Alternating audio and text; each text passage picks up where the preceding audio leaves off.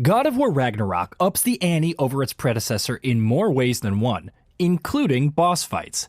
The game is brimming with boss encounters, from set-piece battles that are part of the main story to smaller mini-bosses that intersperse the action to entirely optional fights that are well worth seeking out. At the same time, Ragnarok is a game that can be surprisingly challenging, even on the normal difficulty, which means more than a few bosses will put up a formidable fight against you. Here, we're going to talk about and rank what we feel are the game's 16 most difficult bosses to beat.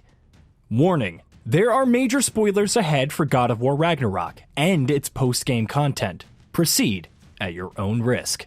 Number 16. Greyla.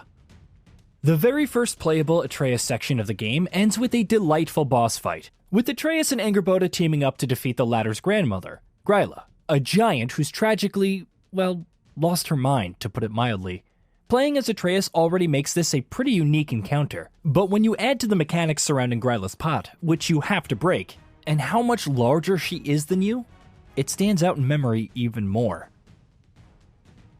Number 15. The Ash Tyrant. An excellent example of how well designed even the side quests are in this game, found in the crater area in Vanaheim, which itself is entirely optional. The Ash Tyrant is a dragon that you take on at the end of an excellent side quest. Though it's one of several dragons that can be fought in the area, the Ash Tyrant stands out owing to how much more challenging the encounter is, how well designed the battle arena is, and how the fight encourages you to properly use your full arsenal. Number 14. Heimdall.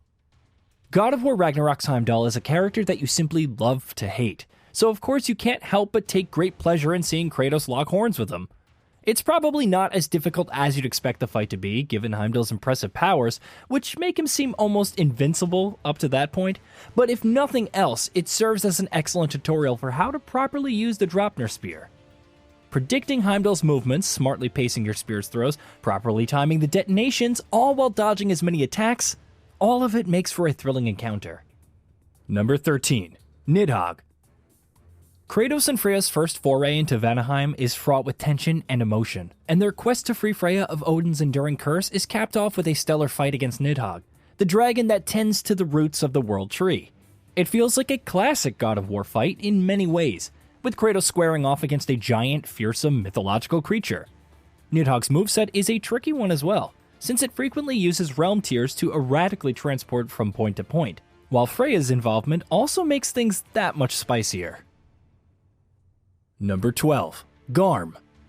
This is yet another high point in a game that, frankly, is full of high points.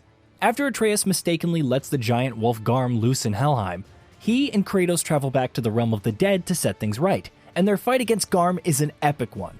It's a multi-stage battle that halfway through lulls you into a false sense of security by making you think the fight is over. Garm is also a menacing foe with a varied arsenal of attacks, many of which are tricky to avoid and do a ton of damage. The way Kratos and Atreus work together to take the wolf down, and the narrative payoff that comes with the end of the battle, serve as the cherry on top of the sundae. Number 11. Thor. Second encounter. Kratos' two fights with Thor bookend God of War Ragnarok, coming at the beginning and the end of the game, much like Baldur in the 2018 title. Neither of them is exceedingly difficult per se, but both are major spectacles, especially the first one, and have immense narrative weight, while the second fight also does pose some challenge. Thor uses the full might of Mjolnir, his brute strength, and his electricity powers to make things difficult for Kratos. And carefully blocking and dodging his attacks and knowing when to rush in for a flurry of your own strikes is crucial. Number 10. Odin. Odin is a constant threat throughout God of War Ragnarok, and sure enough, he serves as the game's final boss. At least before the post-game opens up, that is. And while the threat he poses in most of the game is much more cerebral, in that final encounter, he is threatening in a much more tangible and blatant way. He flits about the battlefield to keep distance from you, making it a little tricky to find the right window to get in for a few hits, and he unleashes crippling elemental attacks of his own that have incredibly wide areas of effect. If you're not paying attention, this is definitely a fight that can get the best of you. Number 9. Hyalty the Stolid. Optional boss Hyalty is a foe who can pose as much of a threat up close as she can from range. Most of her best and hardest hitting attacks are the ones that she unleashes from a distance. And as is the case with most berserkers, many of whom we're going to talk about here, They're far from easy to dodge. Meanwhile, when you get close to her, her melee attacks can deal plenty of damage, though they do at least let you block and parry. She probably ranks among the easier Berserker boss fights, though she's still a formidable foe in every sense of the word, and far from a cakewalk. Number 8. Hadra the Callous. God of War Ragnarok replaces the Valkyries with a new line of brutal optional boss battles against foes known as Berserkers. Though, in all likelihood, Hadra the Callous is probably the first Berserker you'll face, and it serves as a fitting introduction to those new foes, because boy, this is a tough fight. He's not particularly fast, but his attacks are crunching and do a lot of damage, and not always easy to dodge, especially when he's slamming down into the ground from high above. Number 7. Vitsika the Bold. This fight is similar to Hadra in many ways, more so than perhaps any of the other Berserkers in fact. He isn't particularly mobile, though if you're not on point with the timing of your dodges, his slam attacks will knock a healthy chunk of your health bar. Meanwhile, for the most part, he also likes to keep his distance, spewing acid at you, summoning smaller foes in numbers, making the fight way trickier.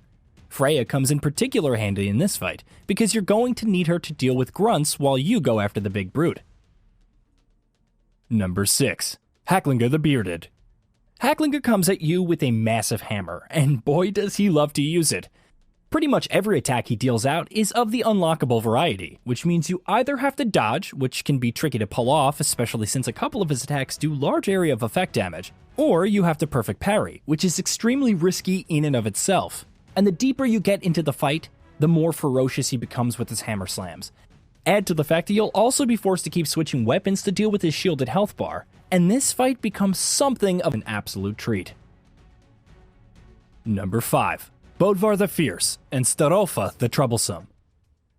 Yes, this boss fight pits you against two Berserkers at the same time, and yes, it's as grueling as you might think. One comes at you with two swords and the other with two shields, and sure enough, the two work together very well in conjunction, and can make life extremely difficult for you. They're both a threat from range and up close, and they're both decently mobile as well, which makes dealing with them at once it's far easier said than done. It's a thrilling challenge, and one that ranks as one of the best boss battles in the entire game. Number 4. Sedaka the Cold and Sisters of Iska. What's tougher than dealing with two Berserkers at the same time? Dealing with three. Sedaka and the Sisters are all highly dangerous in their own right, and put together they make for one hell of a trio, though at the least the Sisters share a health bar, so there's some respite on that front, if nothing else.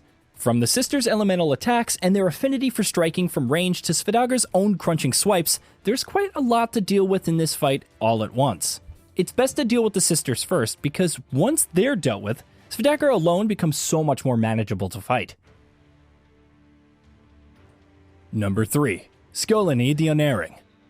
Of all the Berserkers, barring one, which we'll get to in a bit, Skarlet the Unerring is the most fearsome one. Taking her down is an absolute nightmare, largely because she loves Bifrost attacks, which can be tricky attacks to deal with in the best of times. The vast majority of her attacks will deal Bifrost damage. Many of them are dealt out from range, and if you get too close to her, she even has Bifrost surrounding her, which means you're affected if you're too close to her. On top of all of that, she can also teleport across the battlefield. Having the right build to deal with her very unique moveset is an absolute necessity if you want to get through this fight.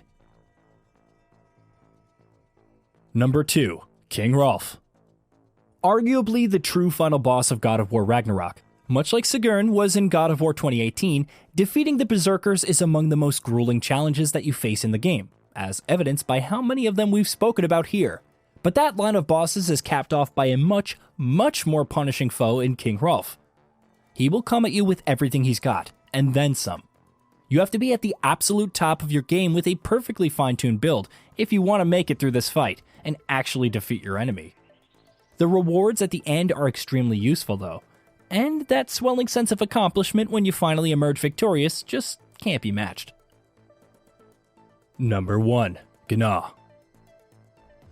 This is the absolute ultimate test in all of God of War Ragnarok, even more so than King Hrolf. After replacing Freya as the Queen of the Valkyries, Kanoa is a foe that you encounter a couple of times during God of War Ragnarok's main story, though the proper boss fight against her doesn't come until the post-game. In fact, you should very much save this fight until the very, very end when you have nothing else left to do in the game, because defeating her will take everything you've got. Her health bar isn't as massive as King Hrolf's, but her roster of attacks is not only huge, it's also full of moves that can be absolutely deadly if you don't properly deal with them. If you're looking for a proper challenge, this fight is an absolute treat. Hey, did you know that we at Gaming Bolt upload new videos every day? Stick around, drop a like, subscribe, and hit that bell. Let us know what kind of content you'd like to see in the future with a comment below.